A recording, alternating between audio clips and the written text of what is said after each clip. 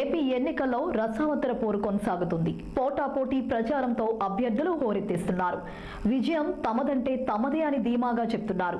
కాగా అల్లూరి జిల్లా అరకు ఎన్డీఏ అభ్యర్థి కొత్తపల్లి గీత తన ప్రచార పర్వాన్ని ముమ్మరం చేశారు. ఉదయం నుండి మొదలు సాయంత్రం వరకు అరకు పార్లమెంటు పరిధిలోని పలు గ్రామాల్లో ప్రచారం చేస్తున్న ఆమె ప్రచారంలో దూసుకుపోతున్నారు. ఈ మేరకు తొలి విడత ప్రచారంలో భాగంగా పార్వతీపురం మన్యం జిల్లాలో తొలి అడుగు వేశారు. కదిలి వచ్చిన కార్యకర్తలతో కలిసి భారీ ర్యాలీగా లోక్సభ ఎన్నికల ప్రచారాన్ని ఘనంగా ప్రారంభించారు. ఉత్సాహంగా కదిలిన కూటమి పార్టీల నేతలతో పాటు పెద్ద ఎత్తున తరలివచ్చిన జనసేన, తెలుగుదేశం, బీజేపీ శ్రేణుల నినాదాల నడుమ గీత తన ప్రచార పర్వానికి శ్రీకారం చుట్టారు. ఈ సందర్భంగా స్థానిక ఓటర్లను ఆప్యాయంగా పలకరిస్తూ ఓటును అభ్యర్థించారు. కాగా ప్రచార పర్వానికై పార్వతీపురం మన్యం జిల్లాకు చేరుకున్న కొత్తపల్లి గీతకు సీతానగరం మండలం లచ్చయ్యపేట జంక్షన్ వద్ద కూటమి పార్టీల నేతలు, కార్యకర్తలు ఆమెకు ఘన స్వాగతం పలికి 500 బైక్లతో భారీ ర్యాలీ చేపట్టిన ఎన్డీఏ కూటమికి కొత్త ఉత్సాహాన్ని అందించారు. మరోవైపు రోడ్డు పొడవున హారతులతో స్వాగతం పలికిన పలువురు మహిళలు గీత విజయానికి కృషి చేస్తామంటూ హామీ ఇచ్చారు. ఇక నేడు రంపచోడవరం నియోజకవర్గంలో అరకు లోక్సభ అభ్యర్థి కొత్తపల్లి గీత సుడిగాలి పర్యటన చేస్తున్నారు. వివిధ గ్రామాలలో ప్రజలను కలిసి ఎన్డీఏ చేసిన అభివృద్ధిని వివరిస్తున్నారు. కూటమి అధికారంలోకి వస్తే రాష్ట్ర ప్రయోజనాలను కాపాడతామని హామీ ఇస్తున్నారు. గత 5 సంవత్సరాలుగా రాష్ట్రంలో అధికారంలో ఉన్న వైసీపీ ప్రభుత్వ వైఫల్యాలను ఎండగడుతూ రాష్ట్రంలో రాష్ట్ర ప్రభుత్వాన్ని ఇంటికి పంపించడానికి 3 పార్టీల కలయికతో ముందుకు వచ్చామని, దానికి ప్రజలు సహకరించాలని కోరుతూ వైసీపీ పాలనలో రాష్ట్రం అభివృద్ధి 30 ఏళ్ల వెనక్కి వెళ్లిందని దుయ్యబట్టారు. రాష్ట్రం ఆర్థికంగా దివాలా తీసిందని, ఆ కారణంగానే పింఛన్ల పంపిణీ ఆలస్యం అవుతుందన్నారు. వైసీపీ మాత్రం టీడీపీ, బీజేపీ, జనసేన పింఛన్ల పంపిణీని అడ్డుకుంటున్నాయని, అసత్యాలను ప్రచారం చేస్తుందని మండిపడ్డారు. కాగా అరకు పార్లమెంటు పరిధిలో 7 నియోజకవర్గాలలో భాగంగా పార్వతీపురం, అరకు, పాడేరు, రంపచోడవరం, పాలకొండ, కురుపాం, సాలూరు నియోజకవర్గాల్లో కొత్తపల్లి గీత మిగిలిన అభ్యర్థుల కంటే ముందుగా ప్రచారం ప్రారంభించి ప్రచారంలో దూసుకు వెళ్లడం విశేషం. గతంలో లోక్సభ సభ్యురాలుగా పనిచేసిన గీతకు స్థానికంగా ఉన్న పరిచయాలు కలిసి వచ్చే అంశంగా పరిశీలకులు భావిస్తున్నారు. మరోవైపు ప్రభుత్వ వ్యతిరేకత, బీజేపీ చేసిన అభివృద్ధి, తెలుగుదేశం, జనసేన కూటమి మద్దతు కొత్తపల్లి గీతకు అదనపు బలాన్ని ఇస్తున్నాయని చెప్పక తప్పదు.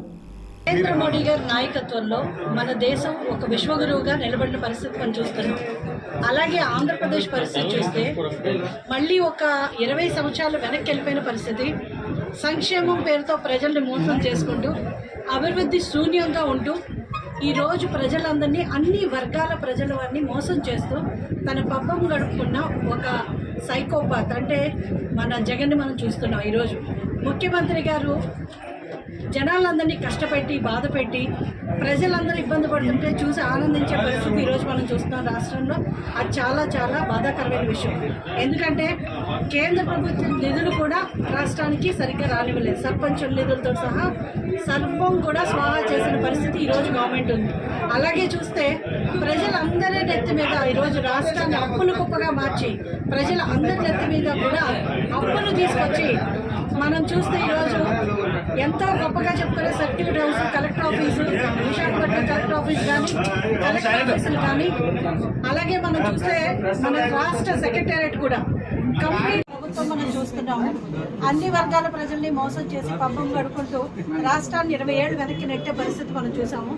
కాబట్టి ఈ కూటమి ఎవరైతే ఎలక్షన్ ఇన్ఛార్జ్గా మాకు ఇక్కడికి వచ్చారో ఆయన దీన్ని ఒక త్రివేణి సంగమంగా అభివర్ణించడం జరిగింది.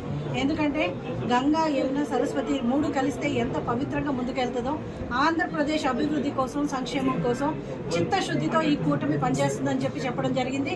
అలాగే ఇంతకు ముందు ఏమైనా చిన్న చిన్న గ్యాప్స్ ఉన్నా కూడా అందరూ కూడా కలిసి ఈరోజు చూస్తే కూటమిలో ఉన్న ప్రతి పార్టీ ముగ్గురు కూడా ఎలాంటి తారతమ్యం లేకుండా ఇప్పుడు మనం చూస్తున్నాం. ఒక రావణాసుడి పరిపాలన, ఒక రాక్షస పరిపాలన మనకు జరుగుతుంది. కాబట్టి ఆ రాక్షస పరిపాలన, రాక్షసుని ఇంటికి పంపించడానికి, ఇప్పుడు 10 తలల రావణాసుడిని వధించడానికి ఎలాగైతే రాముడు, లక్ష్మణుడు, శత్రుఘ్నుడు, అలాగే వానర సేన అంతా కూడా కూడొచ్చారో, అంటే నేను ఒక్కడిని, అందరూ 100 మంది ఉన్నారన్నారు. అందుకే రాక్షసులు కాబట్టి ఒక్కళ్ళు సరిపోరు.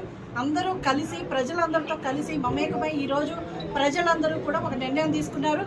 ఈ రాక్షస ప్రభుత్వం నుంచి ప్రజలు వాళ్ళు కాపాడుకోవాలని దానికి కూటమికి బ్రహ్మరథం పడుతున్నారు. ప్రతి ఒక్కళ్ళు కూడా ఈ రోజు రాష్ట్రాభివృద్ధి కోరుకునే ప్రతి ఒక్కరు కూడా ఈ కూటమి కోటేస్తారని మేము నమ్ముతున్నాం. ఇదే స్ఫూర్తితో ఇంకా రానున్న 40 రోజుల్లో కూడా ప్రజల్లోకి ప్రభుత్వ వైఫల్యాలు కానీ మేమేం చేయబోతున్నాం అన్న మా ఉమ్మడి మేనిఫెస్టోలు కానీ ప్రజల్లోకి తీసుకెళ్ళడం జరుగుతుంది.